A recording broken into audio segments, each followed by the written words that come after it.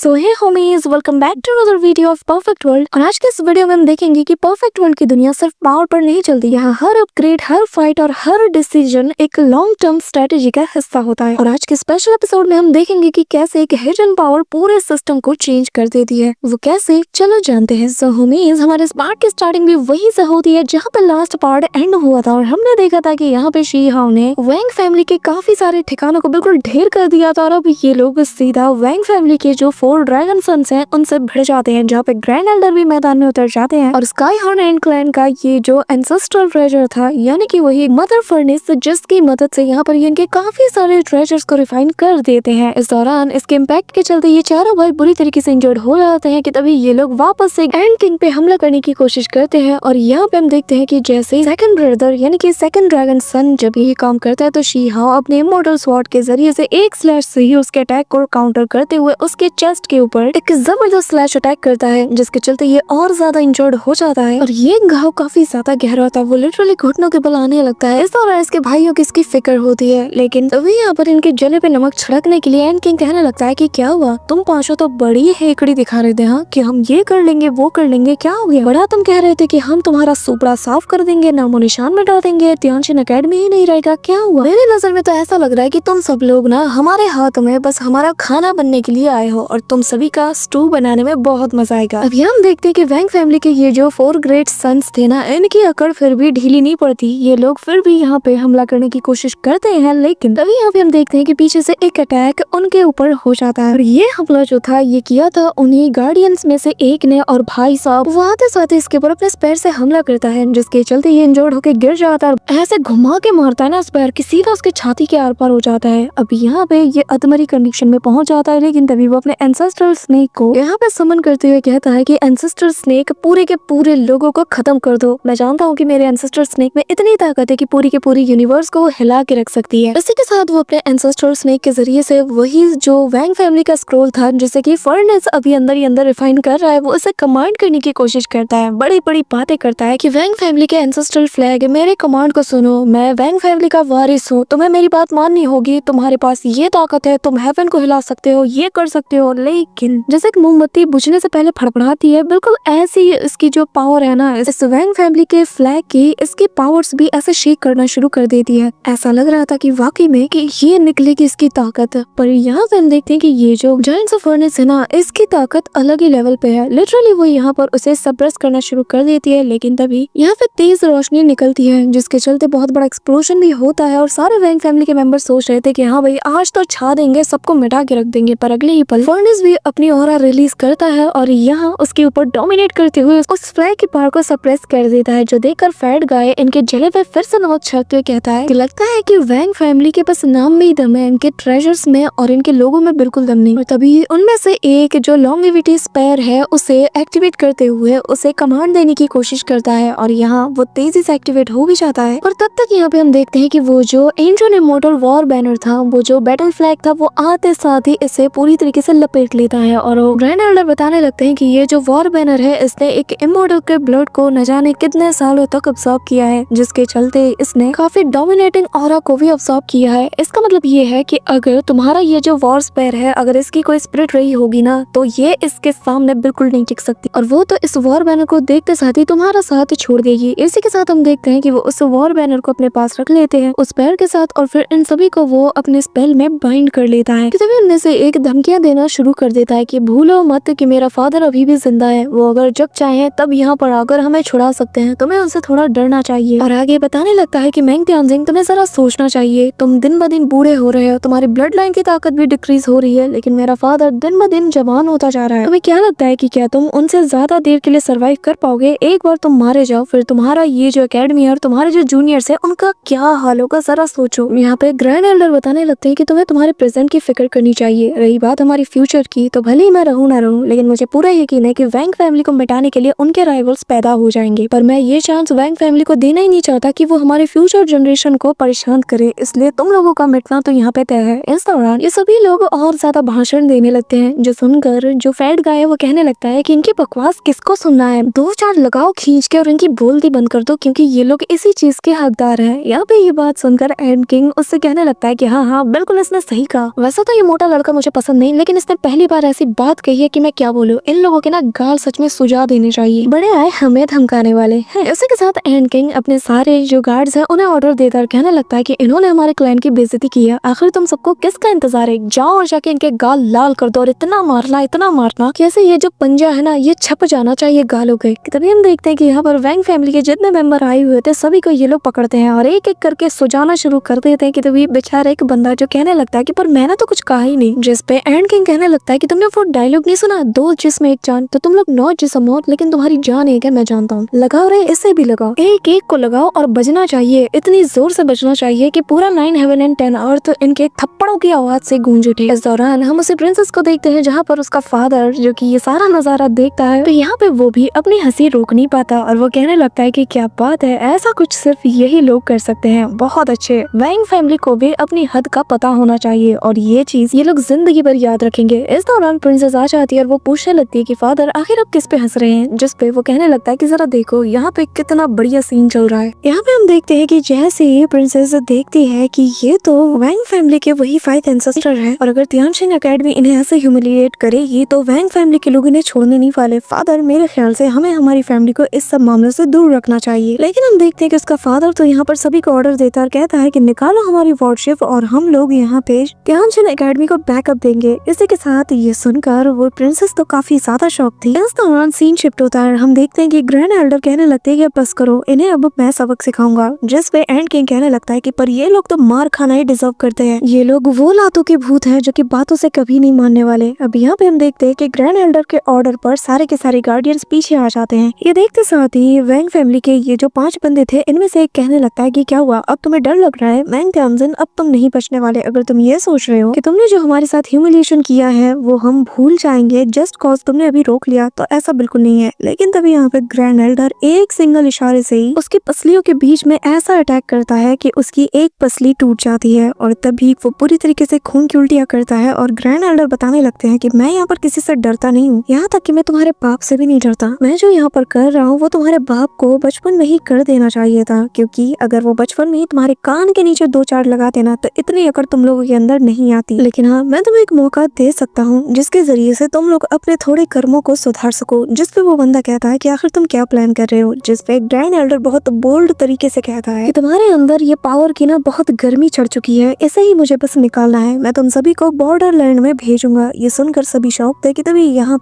पर इन 5 में से एक बंदा कहने लगता है कि अच्छा तो ये है तुम्हारी प्लान, तुम शुरू से ही चाहते थे कि हम 5 को एलिमिनेट करके वैंग फैमिली के साथ जो तुम्हारा पुराना रिवेंज है तुम उसे ले सको। हाँ, पर यहाँ पर तुम पब्लिकली कुछ भी डिसाइड नहीं कर सकते। कि तभी दूसरा बंदा कहता है कि हाँ, ये चीज तुम्हारे डिसाइड करने की नहीं है, ये सभी चीजें क्लैन मेंबर्स मिलकर डिसाइड करेंगे, ना कि सिर्फ तुम अकेले। और तुम होते कौन हो हमें ऐसे ऑर्डर देने वाले? तुम्हें क्या लगता है कि तुम्हारे कहने पर हम बॉर्डरलैंड पे मरने के लिए चले जाएंगे? हाँ, ग्रैंड एल्डर इन दोनों को मार के सीधा यहाँ से नीचे गिरा देते हैं और तभी बाकी बचे मेंबर से कहने लगते हैं कि बाकी clan members already border area पर अपने स्केल पर जो कुछ कर सकते हैं वो कर रहे हैं। उन्होंने अपने खून का बलिदान दिया है, लेकिन वैंग फैमिली का एक भी बंदा हमें वहाँ पे नजर नहीं आया। लेकिन तुम लोग बेशर्मी के साथ यहाँ पे हमारी एकेडमी को लूटने में बिजी हो, तुम्हें तो शर्म आनी चाहिए। मैंने तुम्हें एक मौका दिया है कि तुम वहाँ पर जाकर एटलीस्ट अगर एक भी दुश्मन को मार पाते हो ना, तो एटलीस्ट मुझे तुम पे प्राउड होगा कि चलो जितने चाहे निकम में क्यों ना हो, लेकिन तुमने हमारे लिए किसी दुश्मन को मारा तो है। तभी सेकंड ब्रदर कहने लगता है कि हम जिन फैमिली के मेंबर्स हैं हम लोग कभी भी फोर्सफुली किसी के ऑर्डर को फॉलो नहीं करते। इस दौरान जिन फैमिली की एंशिएंट एंसेस्टर का जो कैरेज है वो यहाँ पे आ जाता है, जिसे देखकर सभी लोग हैरान थे और इन्हें ये लग रहा था कि शायद जिन फैमिली जो है वो वैंग फैमिली की मदद के लिए आई है। तभी हम देखते हैं कि वैंग फैमिली की जो एंशिएंट एंसेस्टर है वो यहाँ पे बाहर आती है, जो कि आते साथ ही अपनी पावर की ऑरा को रिलीज करती है। अब यहाँ पे ये जो एंशिएंट एंसेस्टर है वो ग्रैंड एल्डर से कहने लगती है कि तियानमिंग, तुम्हारा तरीका आज भी बिल्कुल पहले जैसा ही है, लेकिन मैं बस तुमसे यहाँ पे इतना कहना चाहती हूँ कि तुमने बहुत कर ली मनमानी। अब बेहतर यही होगा कि तुम मेरे खातिर इन 5 को यहाँ से जाने दो। इस दौरान हम देखते हैं कि वो शीहाओ को भी ऑब्जर्व कर लेती है और तभी यहाँ पे ग्रैंड एल्डर कहने लगता है कि नहीं, मैं इनमें से किसी को भी जाने नहीं दूंगा। जिस पर वो हंसने लगती है और तभी वो कहने लगती है कि मैंने ऐसे रूमर सुने हैं कि तुमने बहुत ही टैलेंटेड जीनियस डिसाइपल को पिक किया है, और अब जब मैं पर्सनली उस डिसाइपल को देख रही हूँ तो अब जाके मुझे पता चल रहा है कि आखिर तुम इतना ज्यादा एरोगेंट क्यों बन रहे हो। कि तभी शीहाओ बहुत ही रिस्पेक्ट वे में कहता है कि सीनियर, मैं चाहता हूँ कि आप मुझे एनलाइटन करें। जिस पे वो अपनी थर्ड आई से शीहाओ को वापस से देखना शुरू कर देती है और यहाँ पर वो बताने लगती है कि क्या बात है, तुम तो वाकई में बहुत कमाल के हो और तुम्हारी पावर को देखकर पता लग रहा है कि बिल्कुल तुम अपने माँ मास्टर पे गए हो, वो भी अपनी जवानी के दिनों में बिल्कुल तुम्हारी जैसी टैलेंट को ही पोसेस करता था। अब मैं समझी ध्यान में कि आखिर तुम क्यों अपनी जी जान सब कुछ दांव पे लगा रहे हो, क्योंकि इतने टैलेंटेड डिसाइपल के होते हुए तुम तो अपनी जान को भी रिस्क पे डाल सकते हो। क्यों, मैंने सही कहा ना? यहाँ पे ग्रैंड एल्डर का माथा थोड़ा सिकुड़ता है और तभी यहाँ पे जो एंशिएंट एंसेस्टर है जिन फैमिली की, वो कहने लगती है कि ओल्ड मैन पेंग, तुम्हें थोड़ा सोचना चाहिए। तुम्हारे पास इस वक्त तुम्हारा ये एकेडमी है जिसकी जिम्मेदारी तुम्हारे कंधे पे है, तुम्हारे जूनियर्स है, तुम्हारे डिसेंडेंट्स भी है, तो तुम्हें थोड़ी जगह नेगोशिएट के लिए भी छोड़नी चाहिए। तो इसलिए तुम्हें थोड़ा सोच समझ के फैसला लेना चाहिए। अब ग्रैंड एल्डर कहने लगता है कि क्या आप मुझे यहाँ पे थ्रेटिंग करने आई हैं? अगर हाँ तो मैं एक बात बता दूं, मेरे डिसाइपल्स इतने कमजोर नहीं और ना ही मैं इस वक्त मरा हूँ। मेरे जीते जी कोई भी मेरे डिसाइपल्स को आसानी से ऐसे धमका नहीं सकता, और वो भी मेरे सामने, ये मैं बर्दाश्त नहीं करूंगा।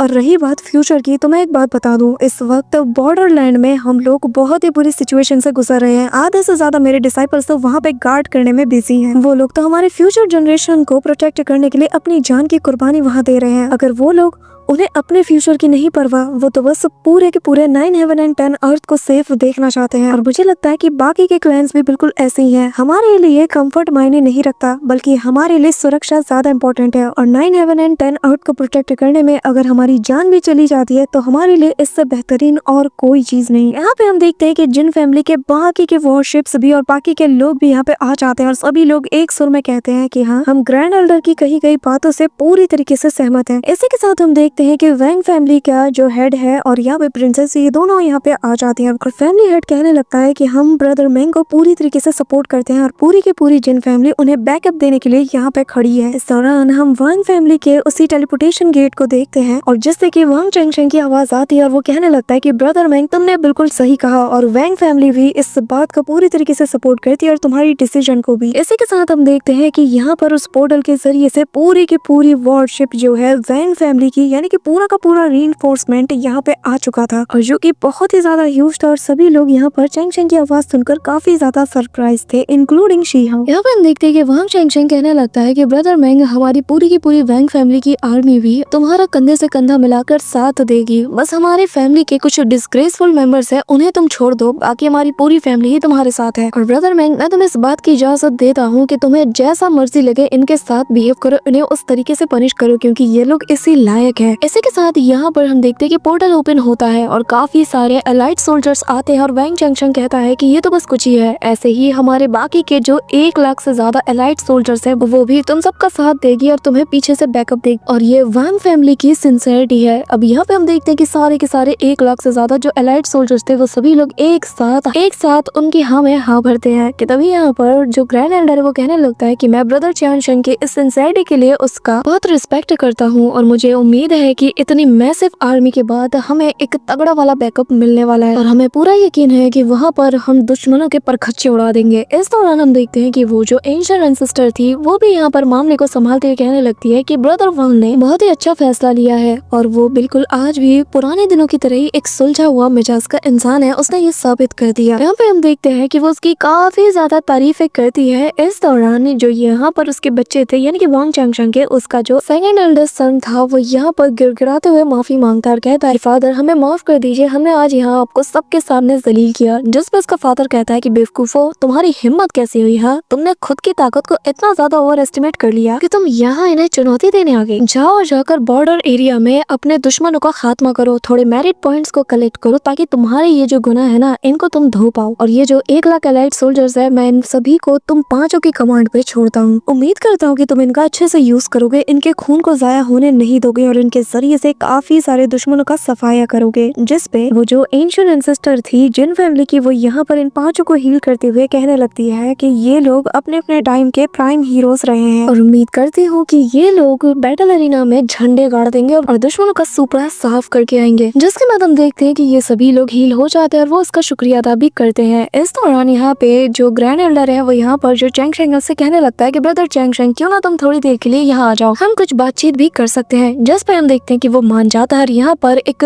बड़ा सा पोर्टल ओपन होता है जिसके अंदर से वांग चैंगशेंग बाहर आता है। या फिर जैसे हमने पहली बार देखा था कि जैसे शी हाओ और यहाँ पे एंड किंग दोनों ने सोचा था कि 9 बच्चों का बाप बहुत बहुत बहुत ज्यादा बुढ़ा होगा, लेकिन यहाँ पे वांग चैंगशेंग काफी ज्यादा यंग रूप में सभी के सामने आता है, जो देख कर फैट गाय तो बिल्कुल दंग रह जाता है। इस दौरान यहाँ पे वांग चैंगशेंग अपने बाकी बेटों से कहने लगता है कि चुपचाप यहाँ आओ और ब्रदर मैंग से माफी मांगो। अब ये लोग पांचों आते हैं और माफी मांगते हुए कहते हैं कि सीनियर प्लीज हमारे बेवकूफी के लिए हमें माफ कर दीजिए। यहाँ पे ग्रैंड एल्डर देखकर कहने लगते हैं कि इसकी औरत तो पहले से और ज्यादा शार्प हो गई है। अब यहाँ पे हम देखते हैं कि ग्रैंड एल्डर अपने डिवाइन सेंस के जरिए से यहाँ पे वांग चैंगशेंग से बात करता है और यहाँ पे बताने लगता है कि ब्रदर वांग, मेरा डिसाइपल हुआंग, उसने एक एक्सट्रीमली एक्स्ट्राऑर्डिनरी स्क्रिप्चर को ऑब्टेन किया है और क्योंकि मैं डायरेक्ट पर्सन होने के नाते तुमसे एक बात कहना चाहता हूँ, और वो ये कि वांग के पास जो स्क्रिप्चर है उसकी प्रीमोडाइल सोल के अंदर उसके ऊपर 9 हेवन सील को लगाया गया है, जिसका मतलब ये है कि कोई भी बाहरी इंसान फोर्सफुली उससे वो स्क्रिप्चर ले नहीं सकता। लेकिन अगर तुम्हारी वांग फैमिली और तुम्हारे ये लोग हमारी मदद करते हैं 9 हेवन एंड 10 अर्थ को प्रोटेक्ट करने में, तो मैं वादा करता हूँ कि मैं इसकी जितनी भी इंटेलिजेंस है उसे तुम्हारे साथ शेयर करूंगा और तुम इसके साथ मिलकर उसे स्टडी कर सकते हो। लेकिन ये तभी होगा जब वांग फैमिली पूरी इच्छा अनुसार इस बैटल में अपना बड़ा और सबसे बड़ा योगदान दे, जिसके बाद मैं वादा करता हूँ मैं खुद उस स्क्रिप्चर को तुम्हारे साथ शेयर करूंगा, जिसके बाद हम साथ मिलकर उसे स्टडी करेंगे। यहाँ पे हम देखते हैं कि वांग चैंगशेंग जो कि काफी शातिर आदमी है, इस ऑफर को वो जाने नहीं देता, वो बहुत क्लोजली उसकी सारी बातें सुनता है। जिसके बाद वांग चैंगशेंग अपने बेटों की तरफ देखकर उन्हें इशारा करके बात बता देता है। अब यहाँ पे इसके बेटे सारे मैदान में उतर जाते हैं, पूरी आर्मी को लीड करते हुए उन्हें कहने लगते हैं कि चलो हम अभी और इसी वक्त उसी डेजोलेट बॉर्डर की तरफ रवाना हो रहे हैं। इस दौरान यहाँ पे वांग चैंगशेंग की इस फैसले को देखकर ग्रैंड एल्डर काफी ज्यादा सेटिस्फाइड थे और यहाँ पे वो मन में कहने लगते हैं कि लगता है कि वांग चैंगशेंग ने कोई रास्ता ढूंढ लिया जिसके चलते वो इतनी जल्दी ब्रेक थ्रू कर पाया। कि तभी ग्रैंड एल्डर डिवाइन सन्स के थ्रू शी हाओ को बताने लगते हैं कि अगर वो दाव को अचीव कर सकता है ना, तो वो इतने सोल्जर्स को गंवाने का रिस्क आसानी से ले सकता है। जिसके बाद वो शी हाओ से कहने लगता है कि तुम इस जनरेशन की एक ऐसा मिरेकल हो जिसके बारे में कोई अंदाजा भी नहीं लगा सकता, तो बेहतर होगा कि तुम जल्द से जल्द जाकर ट्रेनिंग करो और खुद को स्ट्रॉन्ग बनाओ और ब्रेक थ्रू भी करो, क्योंकि फिर तुम्हें बॉर्डर एरिया पे भी जाना है। अब यहाँ पे हम देखते हैं कि शी हाओ कल्टिवेट करना शुरू कर देता है, साथ ही वो अपने स्क्रिप्चर को भी पूरी तरीके से अंडरस्टैंड करना भी शुरू कर देता है। इस दौरान उसे काफी सारी चीजें सीखने को मिलती है और तभी हम देखते हैं कि बाकी के लोग भी ट्रेनिंग करना शुरू कर देते हैं और हम इमॉर्टल एकेडमी के अंदर का सीन देखते हैं। यहाँ पर भी लोग स्ट्रेटेजी बनाना सीख रहे थे और धीरे धीरे करके ये लोग भी ट्रेन कर रहे थे। इसी के साथ हम स्कैटर्ड एकेडमी के डिसाइपल्स को भी देखते हैं, जहाँ पर वो लोग भी ऐसे ही लगे हुए थे और यहाँ पे ग्रैंड एल्डर की बात सभी को याद आती है, जहाँ पर उन्होंने कहा था कि पुराने टाइम में तुम्हारे जैसे ही कुछ एंसेस्टर हुआ करते थे और उन लोगों ने भी कम उम्र में ही बैटल को ज्वाइन किया, लेकिन उनके अंदर साहस बहुत ज्यादा था। वो लोग आखिरी सांस तक लड़ते रहे और जितना ज्यादा ये लोग लड़ते रहे उतना ज्यादा ये स्ट्रॉन्ग बनते गए और फिर आगे चलकर उन सारे लोगों को बैटल इमॉर्टल्स का टाइटल दिया गया। यहाँ पे हम देखते हैं कि सारे लोग प्रिपेयर हो चुके थे और अब सभी लोग बॉर्डरलैंड को ज्वाइन करने के लिए निकल पड़ते हैं और ग्रैंड एल्डर सभी को एक ही बात कहते हैं कि अब ये तुम लोगों पर है कि तुम डिसाइड करो कि तुम्हें क्या करना है। क्या तुम्हें कायरो की तरह छिपकर बैठे रहना है या फिर बैटल को ज्वाइन करना है? क्या तुम्हें पुराने बनाए गए रूल्स के ऊपर चलकर खुद की ऊंचाइयों को हासिल करना है या फिर बैटल ग्राउंड में जाकर नई अपॉर्चुनिटीज को हासिल करना है? क्योंकि जो चीज तुम प्रैक्टिकली करके सीखोगे वो चीज तुम्हें कोई किताब कोई गुरु नहीं समझा सकता, ना ही सिखा सकता है। इसी के साथ हम देखते हैं कि शी हाओ अपनी जगह से उठ जाता है और वो निकल पड़ता है और ऐसे ही हम मिस वेंग शी और उसके फियांसे को देखते हैं, ये लोग भी निकल पड़ते हैं और तभी हम तोगू क्लैन के एक एल्डर को भी देखते हैं जहाँ पर उसने भी ब्रेक थ्रू कर लिया था। ऐसे ही हम की क्लैन के एल्डर को देखते हैं जो कि अपने सारस के ऊपर सवार होकर यहाँ से निकल जाते हैं। इस दौरान सभी को ग्रैंड एल्डर की आवाज सुनाई देती है जहाँ पर वो बताने लगते हैं कि हम में से किसी को नहीं पता कि हेवन एंड अर्थ का गेट कब ओपन होगा, लेकिन एक बार फॉरेन रिलम के कल्टीवेटर्स यहाँ आ गए ना तो तब तक बहुत देर हो जाएगी, तब तो सभी को अपनी जान बचाने के लिए लड़ना होगा ना, तो अब क्यों नहीं? तो बताओ क्या तुम में दम है, क्या तुम में इतना साहस है कि तुम हमारा साथ दे सको? यहाँ पे हम देखते हैं कि एंड किंग भी रेडी हो जाता है और वो कहने लगता है कि मैं जाऊंगा, मैं जाकर उस बैटल ग्राउंड में अपने दोस्तों का साथ जरूर दूंगा, क्योंकि ये वही जगह है जहाँ पर मेरे पिता लड़ते हुए मारे गए। और फिर वो शी हाओ के कंधे पे सवार होकर निकल पड़ता है। इसी के साथ हम देखते हैं कि तीनों अकेडमीज के ही लोग और बड़े बड़े क्लैन के जो एल्डर्स है ये सभी लोग ग्रैंड एल्डर को ज्वाइन करने के लिए उनकी तरफ निकल जाते हैं